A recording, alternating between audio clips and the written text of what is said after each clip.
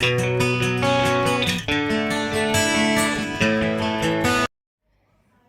Class 11 students, आज हम करने वाला है क्लास 11 के आईपी का chapter number 2 emerging trends in one shot. So let's start with the first topic, emerging trends. तो सबसे पहले एमर्जिंग ट्रेंड्स क्या होते हैं? तो रोज़ नई नई टेक्नोलॉजी इंट्रोड्यूस होती है। हर रोज़ एक नई टेक्नोलॉजी जो है अपनी जगह बनाती है।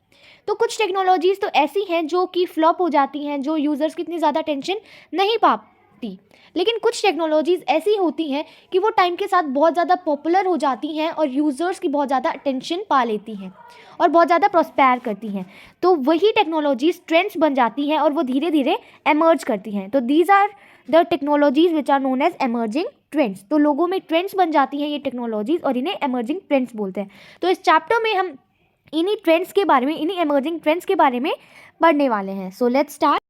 So basically the first topic is artificial intelligence.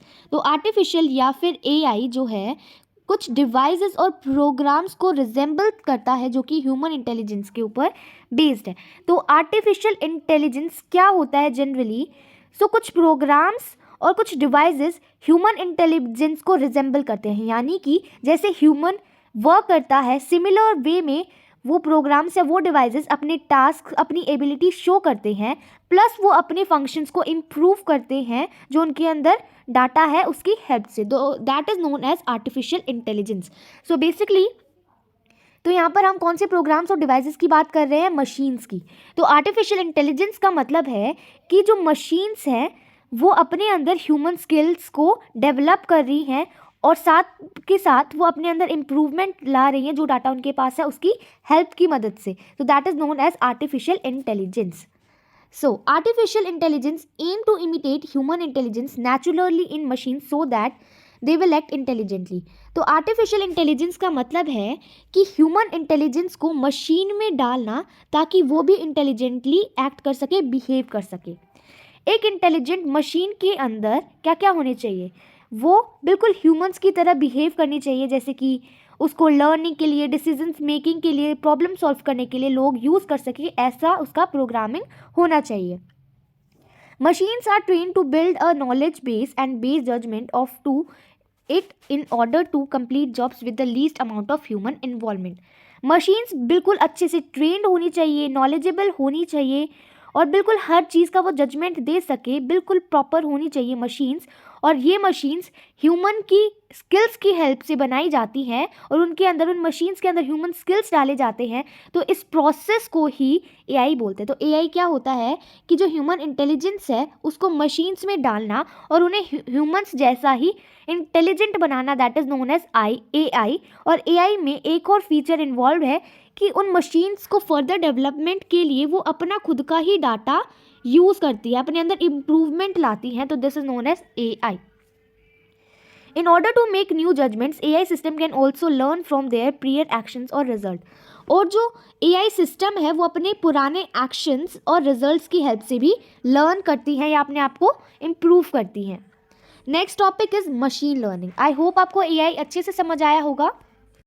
Machine learning is a branch of artificial intelligence that enables computers to learn from data using statistical methods without explicit human programming. अब machine learning क्या है? Machine learning एक artificial intelligence की ही एक branch है जिसमें क्या होता है कि कंप्यूटर्स अपने ही डाटा से चीज़ें सीखते हैं कुछ स्टैटिस्टिकल मेथड्स की हेल्प से। सो मशीन लर्निंग एक ब्रांच है आर्टिफिशियल इंटेलिजेंस की जिसमें जो कंप्यूटर्स हैं या फिर जो मशीन्स हैं वो अपने खुद के डाटा से स्टैटिस्टिकल मेथड्स की हेल्प से सीखती हैं, खुद ब खुद सीखती हैं बिना किसी ह्यूमन की प्रोग्रामिंग की। It includes algorithm that use information to learn on their own and anticipate the future. इसके अंदर कुछ एल्गोरिथम्स होते हैं। एल्गोरिथम्स क्या होते हैं? जो कि अपनी खुद की इंफॉर्मेशन यूज़ करते हैं अपने आप को खुद से याद करने के लिए, and anticipate the future. Algorithms क्या होते हैं? कुछ स्टैटिस्टिकल मेथड्स बेसिकली, ठीक है। तो मशीन लर्निंग अपने खुद के कुछ मेथड्स यूज़ करती है, अपनी खुद की इंफॉर्मेशन से सीखती है। Next is natural language processing, ठीक है, एनएलपी। इसकी फुल फॉर्म ज़रूर आ सकती है एग्जामिनेशन में। So basically natural language processing It deals with how people and computers communicate using human spoken languages.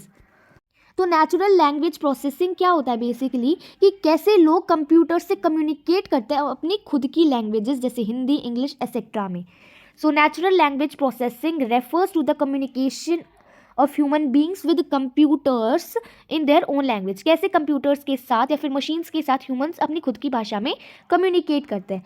For example our voice to conduct a web search. जैसे कि हम कोई सर्च करते हैं तो हम बोल के अपनी वॉइस का यूज़ करके भी कुछ सर्च कर सकते हैं. फॉर एग्जाम्पल यूट्यूब पे आपको कोई कंटेंट सर्च करना है तो आप अपनी वॉइस का इस्तेमाल कर सकते हैं.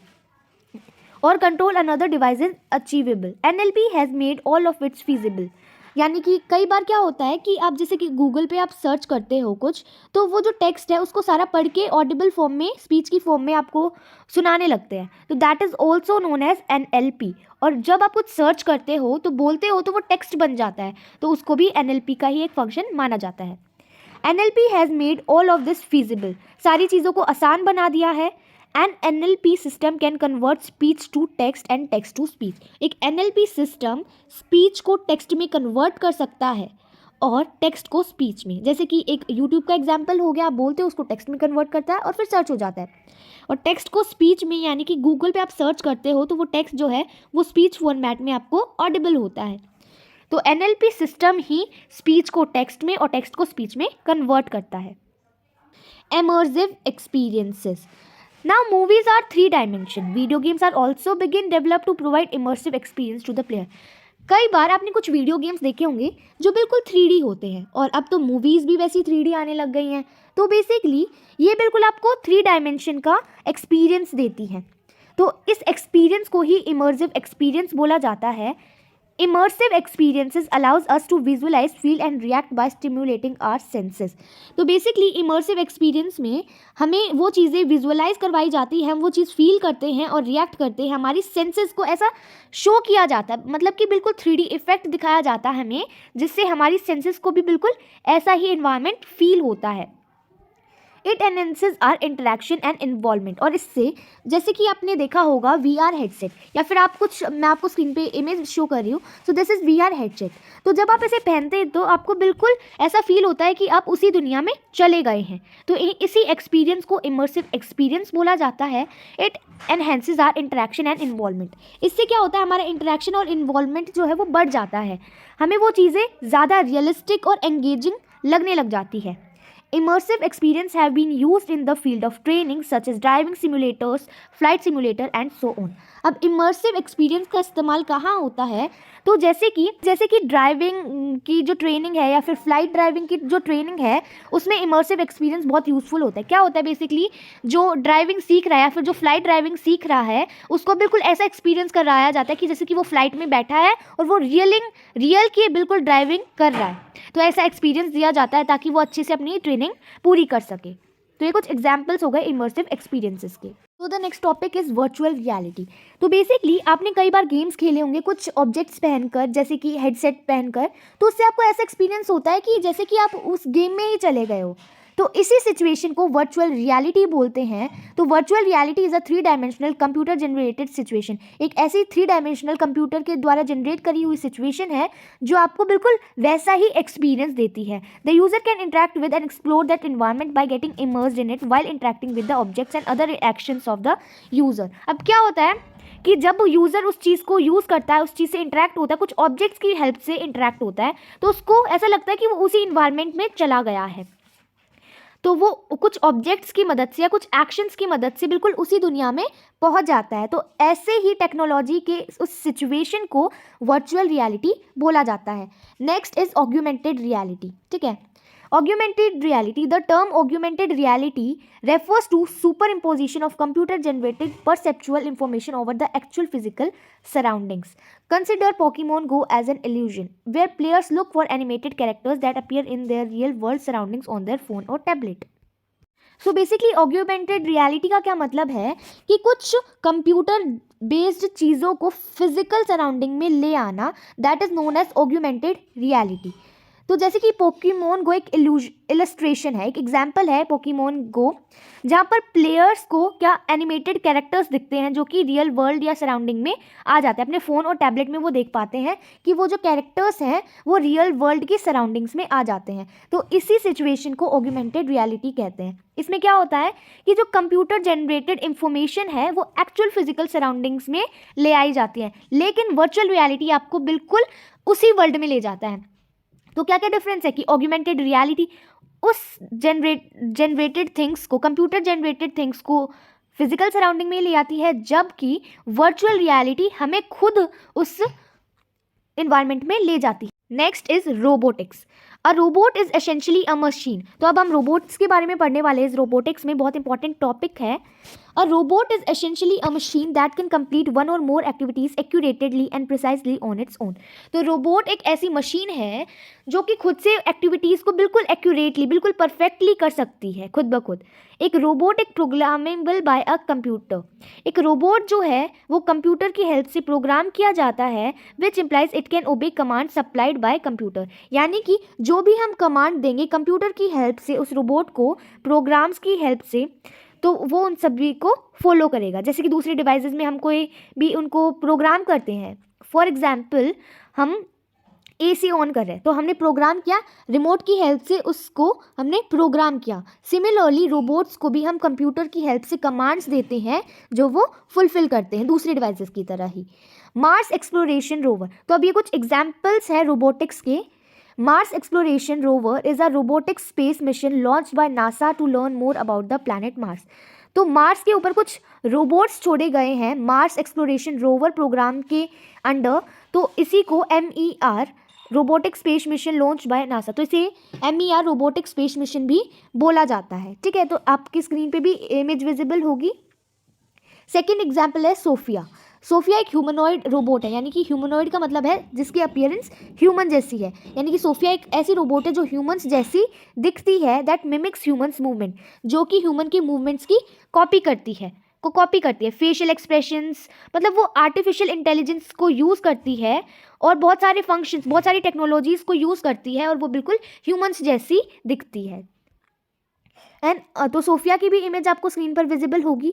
Third is an unmanned aircraft called a drone. और एक ड्रोन भी जो है एक छोटा सा रोबोट ही होता है और इसको हम रिमोट की हेल्प से कंट्रोल करते हैं और इसे हम उड़ाते हैं। Software control flight plans and embedded system in conjunction, और इसके अंदर एक GPS सिस्टम, सेंसर्स, ये सब कुछ लगे होते हैं। तो ये कुछ एग्जाम्पल्स हैं, इसकी भी जो इमेज आपको स्क्रीन पर विजिबल होगी। Next topic is big data.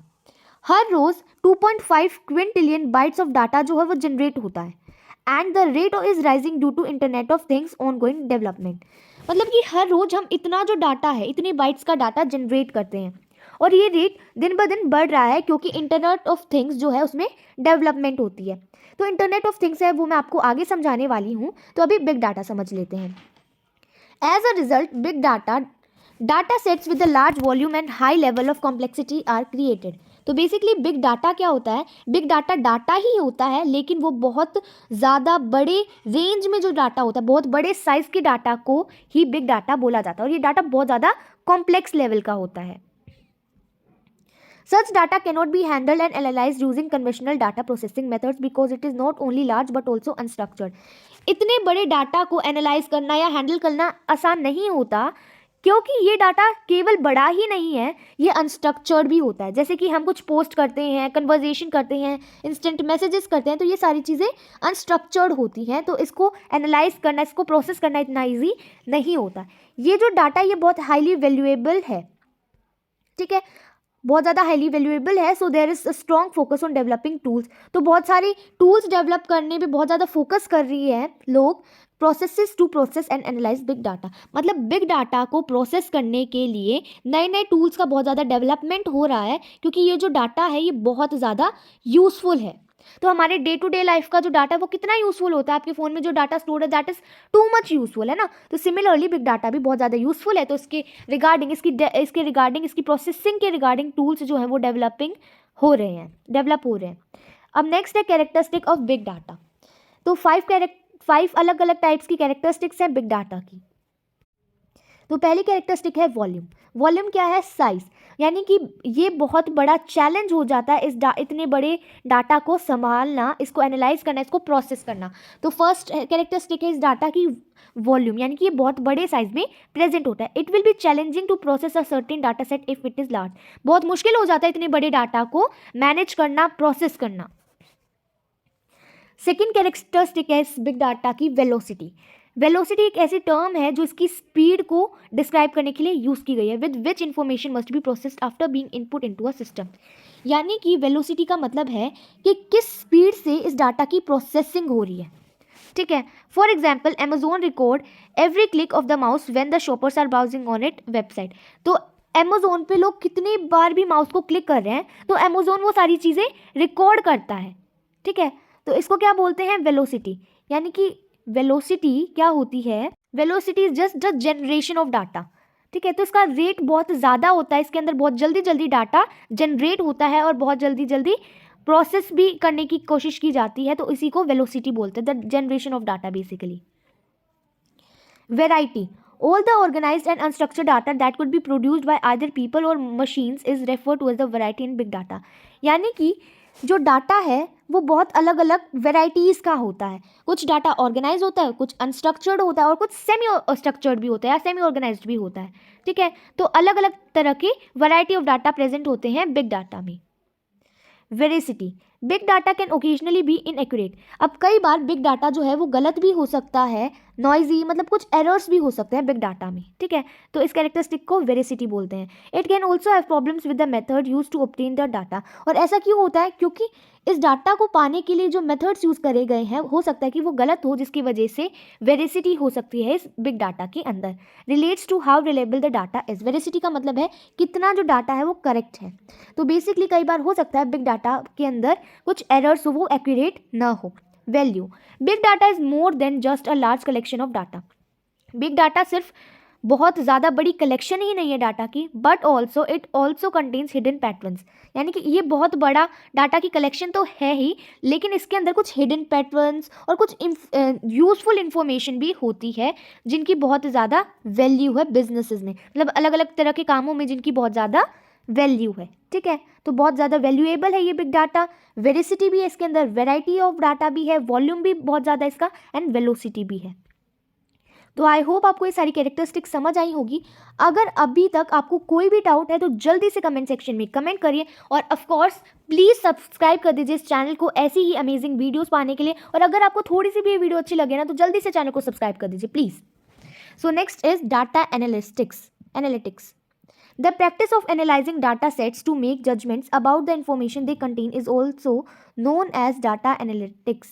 So basically data analysing क्या होता है, डाटा एनालिटिक्स क्या होता है, जो भी डाटा है उसको अच्छे से एनालाइज करना, बिल्कुल अच्छे से समझना, ताकि उस डाटा में से कोई जजमेंट बना सके, जजमेंट निकाल सके, कोई रिजल्ट निकाल सके, तो उसी को डाटा एनालिटिक्स बोला जाता है। You can take raw data and use data analytical tools to find patterns and get insightful conclusion from it। आप raw data ले सकते हो और उस डाटा को एनालिटिकल टूल्स की मदद से एनालाइज कर सकते हो और उसमें आप यूजफुल इंफॉर्मेशन पा सकते हो या फिर कंक्लूजन्स आप निकाल सकते हो। इसी को डाटा एनालिटिक्स बोला जाता है। अब ये इसकी एग्जैक्ट डेफिनेशन है, data analytics is the process of examining data sets in order to draw conclusion. Data analytics का मतलब है कि उस डाटा को अच्छे से एनालाइज करना, एग्जामिन करना, ताकि उसके अंदर से कंक्लूजन्स निकाले जा सके about the information they contain. यानी कि उसमें जो भी इंफॉर्मेशन है उसको अच्छे से समझना, एनालाइज करना और उसमें से कंक्लूजन निकालना कुछ स्पेशलाइज्ड सिस्टम्स की हेल्प से या सॉफ्टवेयर्स की हेल्प से, that is known as analytics. Data analytics क्या होता है, मैं दोबारा रिपीट कर रही हूँ, एक ऐसा प्रोसेस है जिससे कुछ स्पेशलाइज्ड सिस्टम और सॉफ्टवेयर्स की हेल्प से कंक्लूजन निकाला जाता है उस डाटा का। सो आई होप आपको ये समझ आया होगा। So let's move to internet of things, IoT। So basically IoT ये बहुत इंपॉर्टेंट कंसेप्ट है as per your examination point of view. So the internet of things is सबसे IoT की full form, sorry, IoT stands for internet of things, और similarly WOT भी मैं आपको बढ़ाने वाली हूँ, उसकी फुल फॉर्म भी बहुत इंपॉर्टेंट है। तो इस चैप्टर से बहुत सारी फुल फॉर्म्स आती हैं। जो इंटरनेट ऑफ थिंग्स है वो क्या है, is a collection of interconnected devices that can connect to one another and exchange data in the same network, or you can say it is a overall network of interconnected devices as well as technology that enables communication between them. तो क्या होता है IoT, internet of things? आप इसके नाम से ही समझ सकते हो, चीज़ों का इंटरनेट। इंटरनेट मतलब इंटरकनेक्शन, चीज़ों का इंटरकनेक्शन। तो बेसिकली ये एक ऐसा नेटवर्क है जिसके अंदर सभी डिवाइसेस एक दूसरे से कनेक्टेड हैं, प्लस इसके अंदर बहुत सारी टेक्नोलॉजीज़ भी अवेलेबल है जिससे लोग एक दूसरे से कम्युनिकेट करते हैं। यानी कि ये एक ऐसा नेटवर्क है कंप्यूटर्स का या फिर सिस्टम्स का एज वेल एज टेक्नोलॉजी का भी, मतलब बहुत सारी टेक्नोलॉजीज़ भी हैं और बहुत सारे सिस्टम्स भी हैं, बहुत सारे डिवाइसेस भी हैं, उन सभी का इंटरकनेक्शन है जो कि यूज़ होता है डाटा को एक्सचेंज करने के लिए। ठीक है, सो आई होप आपको ये भी अच्छे से समझ आया होगा। Next is web of things. So what is the full form of WOT, web of things? कुछ बच्चे लिखते हैं वर्ल्ड ऑफ थिंग्स या फिर लिखते हैं वेब ऑफ टेक्नोलॉजी, तो ये इसका सही आंसर है वेब ऑफ थिंग्स। ठीक है, internet of things allows us to interact with different devices through internet with the help of, अभी डिफ्रेंशिएट करा गया है कि जो इंटरनेट ऑफ थिंग्स है उसमें हम क्या करते हैं कि हम अलग अलग डिवाइसेस से इंटरैक्ट कर पाते हैं इंटरनेट की हेल्प से, स्मार्टफोन्स और कंप्यूटर्स, वेब, इन चीज़ों की मदद से। वेब ऑफ थिंग्स क्या होता है? ये हमें अलाउ करता है, क्या अलाउ करता है? Allows to use of web services to connect anything in the physical world besides human identities on web. यानी कि वेब ऑफ थिंग्स हमें अलाउ करता है कि हम वेब सर्विसेज को कनेक्ट कर सकते हैं किसी भी चीज़ से, चाहे हमारी कोई भी आइडेंटिटी हो वेब पे। It will pave way for creating smart home, smart offices and smart cities so on. तो बेसिकली वेब ऑफ थिंग्स में हम क्या कर पाते हैं कि हम कोई भी वेब सर्विसेज को यूज़ कर सकते हैं किसी भी दूसरी चीज़ से कनेक्ट होने के लिए, जैसे कि it will pave way for creating smart homes, smart offices, smart cities, smart school, हम ये सारी चीज़ें हम क्रिएट कर सकते हैं वेब ऑफ थिंग्स की मदद से। लेकिन इंटरनेट ऑफ थिंग्स की मदद से सिर्फ हम दूसरों के साथ कनेक्ट हो सकते हैं, हम उसके अंदर वेब सर्विसेज का इस्तेमाल नहीं कर सकते। ठीक है, तो ये आपको समझ आया होगा। Next is sensors. Sensors are frequently used as monitoring and observing components. तो सेंसर कुछ ऐसे ऑब्जेक्ट्स होते हैं या फिर कुछ ऐसी कंपोनेंट्स होते हैं जो कि मॉनिटरिंग के लिए यूज़ होते हैं। The development of IoT is being greatly aided by evolution of smart electronic sensors. जैसे जैसे स्मार्ट इलेक्ट्रॉनिक सेंसर्स के अंदर डेवलपमेंट आया है वैसे वैसे ही IoT के अंदर भी डेवलपमेंट देखने को मिला है। It will result in the development of fresh intelligence system with sensors. इसके अंदर डेवलपमेंट की मदद से ही अच्छे अच्छे फ्रेश इंटेलिजेंट सिस्टम्स जो हैं वो आए हैं। A smart sensor is a device that receive input from physical world. तो स्मार्ट सेंसर कौन सा होता है? एक ऐसा डिवाइस जो कि फिजिकल वर्ल्ड से इनपुट लेता है और इंटरनल कंप्यूटर की पावर यूज़ करता है और उससे प्री डिटरमाइंड टास्क को करता है। When a certain input is detected the data is then processed before being transmitted. तो बेसिकली सेंसर्स क्या होते हैं? एक स्मार्ट सेंसर क्या होता है? जो कि सबसे पहले इनपुट लेता है फिर उसको प्रोसेस करता है, that is known as sensor. ठीक है, फॉर एग्जाम्पल हमने ड्रोन में भी देखा था कि ड्रोन के अंदर सेंसर होते हैं। तो सेंसर्स क्या होते हैं कि वो ड्रोन को कौन से डायरेक्शन में लेके जाना है उस चीज़ के रिगार्डिंग इनपुट लेंगे, देन उसको प्रोसेस करेंगे, so that is known as sensor. Next is cloud computing. Cloud computing start करने से पहले मैं आपको एक बार दोबारा से रिक्वेस्ट कर रही हूँ, प्लीज़ जल्दी से चैनल को सब्सक्राइब कर लीजिए अगर आप इस चैनल पर नए हैं तो, और अगर आपको ये वीडियो पसंद आती है तो ज़रूर इस वीडियो को लाइक करिए। सो प्लीज़ ज़रूर सब्सक्राइब कर दीजिए इन सभी रिक्वेस्ट के बाद। Cloud computing is a new trend where computer based services are supplied via the internet or the cloud and are accessible to the user from any location using any device। तो cloud computing एक नई trend है या फिर नई technology है जहाँ पर कंप्यूटर बेस्ड सर्विसेज को सप्लाई करा जाता है इंटरनेट की हेल्प से या फिर क्लाउड की हेल्प से, और यूज़र्स जो हैं वो इनका कहीं भी किसी भी लोकेशन से यूज़ कर सकते हैं, एक्सेस ले सकते हैं। ठीक है, cloud computing is the distribution of computer services. Cloud computer क्या होता है? क्लाउड कंप्यूटिंग क्या होता है कि जो कंप्यूटर से हमें जो सर्विसेज मिलती हैं उनका डिस्ट्रीब्यूट करना इंटरनेट की हेल्प से। इंटरनेट को ही क्लाउड बोला गया है, इंक्लूडिंग सर्वर्स, स्टोरेज, डाटाबेस। ये कुछ क्या है? ये कुछ कंप्यूटर सर्विसेज हैं, इनका डिस्ट्रीब्यूशन इंटरनेट की हेल्प से is known as cloud computing, और इंटरनेट को ही क्लाउड बोला गया है। ठीक है, क्लाउड सर्विसेज, 3 तरह की स्टैंडर्ड मॉडल्स कैटेगरीज हैं different computing services delivered through cloud. तो 3 अलग अलग तरह की सर्विसेज होती हैं।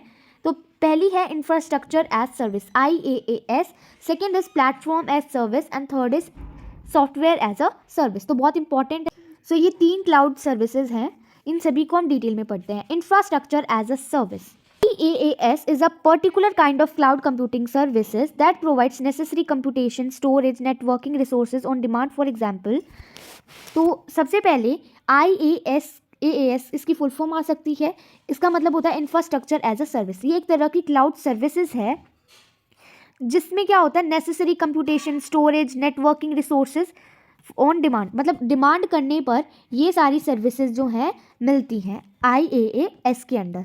For example, different types of computer infrastructure such as servers, virtual machines, storage, backup facilities, network components, operating systems or any other hardware or software can be offered by IaaS. IaaS providers क्या offer करते हैं, कोई भी hardware, कोई भी software, कोई भी operating system जो यूज़र्स जिनकी डिमांड करता है, यानी कि इंफ्रास्ट्रक्चर जो है ऑफर किया जाता है इस वाली क्लाउड सर्विस के under. Next is platform as service, ये क्लाउड बेस्ड सर्विस है जिसमें क्या होता है कि users to install and run applications, इसके अंडर यूज़र कोई भी एप्लीकेशन को इंस्टॉल कर सकते हैं और रन कर सकते हैं बिना किसी सेटअप या इंफ्रास्ट्रक्चर की चिंता किए। In other words, PaaS offers a platform or setting for creating, testing and distributing software application. Platform as a service एक प्लेटफॉर्म प्रोवाइड करता है यूजर्स को कोई भी एप्लीकेशन, कोई भी सॉफ्टवेयर एप्लीकेशन को क्रिएट करने के लिए, टेस्ट करने के लिए, डिस्ट्रीब्यूट करने के लिए। ठीक है, तो इंफ्रास्ट्रक्चर जो सर्विस प्रोवाइड करती है that is infrastructure as service, और PaaS एक प्लेटफॉर्म प्रोवाइड करती है यूजर्स को। Next is software as service, तो सॉफ्टवेयर एज सर्विस क्या करता है कि कोई भी डिमांड करता है जब ये एप्लीकेशन सॉफ्टवेयर की एक्सेस दिलाता है। Often this service requires user licensing और सब्सक्रिप्शन, लेकिन SaaS इसके अंदर सॉफ्टवेयर एप्लीकेशन मिलता है, एप्लीकेशन सॉफ्टवेयर मिलता है, तो इसके अंदर सब्सक्रिप्शन की या फिर लाइसेंस की ज़रूरत होती है। ठीक है, सॉफ्टवेयर एज अ सर्विस में कोई नया एप्लीकेशन सॉफ्टवेयर ले रहा है डिमांड पर, तो इसके अंदर लाइसेंस और सब्सक्रिप्शन की ज़रूरत होती है। We utilize SaaS from the cloud when using Google doc, जब हम गूगल डॉक का यूज़ करते हैं, माइक्रोसॉफ्ट ऑफिस 365, ड्रॉपबॉक्स एक्सेट्रा, इन सभी चीज़ों का यूज़ करते हैं, तो हम SaaS यानी कि सॉफ्टवेयर एज अ सर्विस का यूज़ करते हैं। ठीक है, टू मॉडिफाई डॉक्यूमेंट ऑनलाइन, जब भी हमें कोई भी डॉक्यूमेंट ऑनलाइन मॉडिफाई करना होता है और हम इन चीज़ों का यूज़ करते हैं तो हम SaaS यानी कि सॉफ्टवेयर एज अ सर्विस का इस्तेमाल करते हैं। Next is grid computing. Grid computing refers to the network of computers from various administrative domains cooperating to complete a task, यानी कि ग्रिड कंप्यूटिंग क्या होता है, एक ऐसा नेटवर्क कंप्यूटर्स का अलग अलग एडमिनिस्ट्रेटिव डोमेन से जो कि कोऑपरेट करते हैं कोई टास्क को कंप्लीट करने के लिए। मैं दोबारा से रिपीट करती हूँ, ग्रिड कंप्यूटर एक नेटवर्क है कंप्यूटर्स का, अलग अलग डोमेन्स के कंप्यूटर्स का, जो कि इकट्ठे आते हैं कोई भी टास्क को कंप्लीट करने के लिए। Grid computers enable simple completion of complicated task, grid computer से कंप्यूटिंग से क्या होता है कि जो simple completion of complicated task, यानी कि जो कॉम्प्लिकेटेड टास्क हैं वो आसानी से कंप्लीट हो जाते हैं। ठीक है, that may be intractable for a single computer machine, लेकिन अगर कोई सिंगल कंप्यूटर मशीन इन टास्क को सॉल्व करती तो हो सकता था कि ये आसानी से कंप्लीट नहीं हो पाते, लेकिन ग्रिड कंप्यूटिंग में क्या होता है कि ये जो कॉम्प्लिकेटेड टास्क हैं ये आसानी से सिंपली कंप्लीट हो जाते हैं। Grid can be of 2 types, grid computing 2 तरह की होती है। Data grid use to manage large and distributed data having required multi user access. अब डाटा ग्रिड क्या होता है, ये बहुत बड़े और डिस्ट्रीब्यूटेड डाटा को जो है मैनेज करता है, रिक्वायर्ड मल्टी यूज़र एक्सेस, और इसके अंदर बहुत सारे यूज़र्स की एक्सेस चाहिए होती है, मल्टी यूज़र एक्सेस। CPU और प्रोसेसर ग्रिड, ये दूसरा टाइप का ग्रिड होता है जहाँ पर processing is moved from one PC to another as needed और a large task is divided into sub task.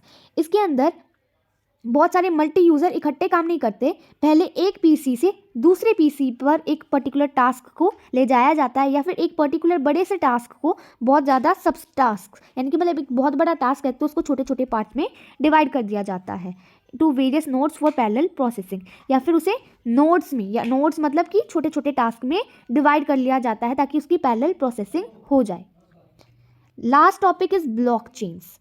ठीक है, तो अगर आपको अभी तक भी कोई भी डाउट है तो जल्दी से कमेंट सेक्शन में कमेंट करिए और जल्दी से चैनल को सब्सक्राइब कर दीजिए और इस वीडियो को लाइक भी कर दीजिए। ब्लॉकचेन्स, तो the blockchain technology is based on the idea of a shared decentralized database that is replicated on every computer. So basically blockchain एक ऐसी टेक्नोलॉजी है जो कि हर एक कंप्यूटर में प्रेजेंट होती है और एक शेयर्ड डाटा के हेल्प से ये टेक्नोलॉजी वर्क करती है। मतलब ये जो डाटा है ये सभी कंप्यूटर्स में सेम होता है और शेयर्ड भी होता है। A block is a safe guarded section of data और लेजिटिमेट ट्रांजैक्शन, यानी कि ये जो ब्लॉकचेन टेक्नोलॉजी है ये एक बहुत सेफ गार्ड टेक्नोलॉजी है जिसकी हेल्प से ट्रांजैक्शन किए जाते हैं। Only the blocks owner has access to the blocks private data, लेकिन जो ब्लॉक का ओनर है ना सिर्फ उसके पास ब्लॉक के प्राइवेट डाटा की एक्सेस होती है, which is hidden behind the header of each block. और ये जो प्राइवेट डाटा है ये छिपा होता है हर एक ब्लॉक के हेडर के पीछे, which is visible to all other nodes, लेकिन ये सभी नोड्स को, यानी कि जो सब टास्क हैं, जो सब टास्क को परफॉर्म करेंगे उनको विजिबल होता है। These blocks come together to form a blockchain, और ये सभी जो ब्लॉक्स हैं ये इकट्ठे आते हैं एक ब्लॉकचेन बनाने के लिए। तो ये क्या है ये आपको अब बिल्कुल क्लियर हो जाएगा। कोई ट्रांजैक्शन जो है वो रिक्वेस्ट करता है तो क्या होता है, द रिक्वेस्ट इज, तो ये एक नोड बन गया, किसी ने एक रिक्वेस्ट करी ट्रांजैक्शन के रिगार्डिंग, तो ये एक फर्स्ट की पॉइंट हो गया। The request is broadcast to all nodes in the network, फिर वो रिक्वेस्ट जो है वो सभी नोड्स के पास जाएगी, सभी को पता चल जाएगा उसके बारे में। Then it is verified by all nodes, तो वो जो है वो सभी नोड्स वेरीफाई करेंगे। The block get added in the already existing chain of blocks, तो वो जो एक ब्लॉक बनेगा तो सभी जो नोड्स थी उन्होंने कुछ परफॉर्म करा और जो वो ब्लॉक है ये एक ब्लॉक बन के आया था डाटा का, ट्रांजैक्शन रिक्वेस्ट का, तो ये ब्लॉक इस वाली ब्लॉक्स में मिक्स हो जाएगा। ठीक है, ये एक चेन बनी हुई थी ब्लॉक्स की, उसके अंदर मिक्स हो जाएगा और इसी को ब्लॉकचेन बोलेंगे, और ये ब्लॉकचेन बनते ही ट्रांजैक्शन जो है वो कंप्लीट हो जाती है। तो ये एक ट्रांजैक्शन का सेफ प्रोसेस है। ठीक है, ब्लॉकचेन क्या होती है कि जब हम ट्रांजैक्शन रिक्वेस्ट करते हैं तो बहुत सारे ब्लॉक्स बनते हैं और वो सारे ब्लॉक्स जब इकट्ठे होते हैं तो एक ब्लॉकचेन बनती है और तब ट्रांजैक्शन कंप्लीट हो जाती है। तो ब्लॉकचेन क्या होती है, इन ब्लॉक्स का ग्रुप। सो आई होप आपको ये ब्लॉकचेन भी अच्छे से समझ आया होगा। अगर आपको कोई भी डाउट है तो कमेंट सेक्शन में कमेंट करिए, इस चैनल को सब्सक्राइब करिए और इस वीडियो को लाइक करिए। Thanks for watching.